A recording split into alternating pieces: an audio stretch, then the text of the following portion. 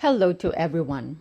I want to welcome you to the training on how to break free of the stress of debt and congratulate you on the decision you made.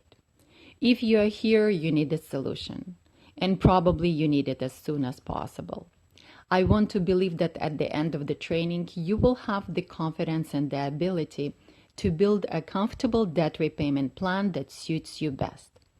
Along the training, I will be providing you with the templates, worksheets, tables, and other tools that will help you learn through visuals.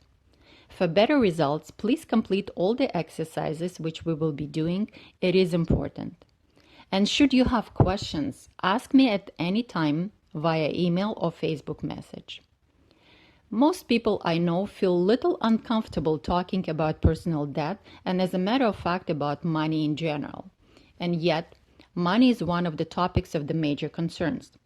Most of us did not learn money management in school, neither in university. As a result, we're making decisions based on common sense, on what we hear from others, briefly read, or take advices from people around us. Sometimes it is enough to keep us grow financially, and other times it is not.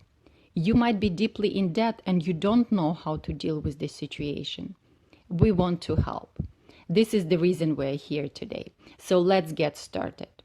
First, we will briefly discuss what debt is and how much debt is too much. So debt is the amount of money borrowed by one party from another. Debt may be used to cover a budget deficit. If your expenses exceed your income, you might fall in that situation. Moreover, debt is a way to make an investment that you could not have made otherwise, to buy an asset that you could not have bought without borrowing, for example, house, car, or corporate stock. If the asset is expected to provide enough benefit to compensate for its additional cost, then the debt is worth it. However, if debt creates additional expense without adding additional benefit, then it is not worth it. We will call these two different types of debt good debt and bad debt. Shortly, good debt is when you buy assets of value, investments, business, rental property. And the bad debt is when you buy liabilities. The consumer debt will be considered a bad debt.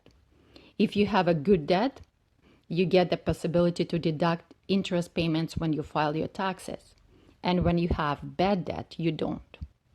Since we believe that the good debt does no harm, in our course we will be addressing the bad debt. So how much debt is too much? To understand if you have a reasonable amount of debt, we will use the terms debt load and debt to income ratio. Debt to income ratio is simply the amount you owe versus the amount you earn. It shows creditors how good or bad your financial health is, as well as your ability to manage the payments. To determine your debt to income ratio, first, add all your monthly debts. This includes mortgage, rent, car payments, minimum payments on credit cards, and etc. Then divide your monthly debt by your gross monthly income. Convert the figure into percentage, and this is your debt to income ratio. The rule of thumb is if your debt is 20% or less, you are in great financial shape. In the range of 20 to 40%, you will be able to get a credit. Above 40%, you are in the danger zone and represent too much risk for financial institutions. And bear in mind that the banks traditionally have a low tolerance for risk. Most financial institutions in Canada will not lend you money if you have already 40% of your monthly income going towards your current debt. There is another tool that financial institutions use to figure out how much to lend you. It is called the 28 to 36 rule. The rule says that the amount you pay out every month for your housing should not be more than 28% of your gross monthly income. And the total amount you pay towards debt should not be over 36% of your gross monthly income. The best way to avoid falling into serious debt is to understand where the risks are. There are many ways that people find themselves in debt, but understanding the most common ways is going to help you to stay clear of them and live debt-free. Statistically, the main reasons of falling deeply in debt are the following: loss of income, high student loans, divorce, medical expenses and illnesses, poor money management, financial illiteracy, spending outside of your means, little to no savings, and the other reasons would include gambling, for instant gratification, and fraud. Let's look at the psychology of debt. How people react to debt, what are the stages of distress and the emotions associated with them. Psychologists suggest that there are 5 stages of debt distress. To help you get through, we're going to look at what they are and what to expect from each one of them. The first stage is denial. Denial is a safe, cozy place where you can pretend that everything is okay. Staying in denial means you can keep your status quo, yet this will cost you big time. Facing debt head on, however, is tough and requires facing the facts. The denial stage can last quite long. The second stage is stress. You might feel the emotions including guilt, panic, fear, anger. You might start asking yourself, how did you get into this situation? Now you feel anger, either at your past yourself or at the company in question.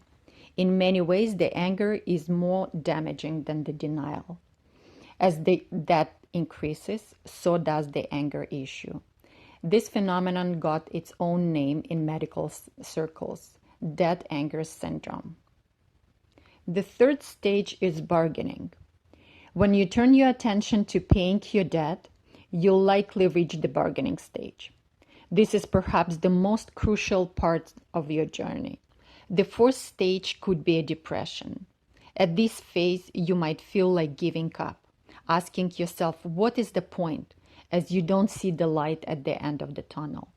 Then there is a fifth and final stage, acceptance. And if you are attending this training, you probably reached this stage. All right, you accept it. You messed up. You've got some credit card debt to deal with, but you know that you can handle it. You are going to make a game plan and get out of it.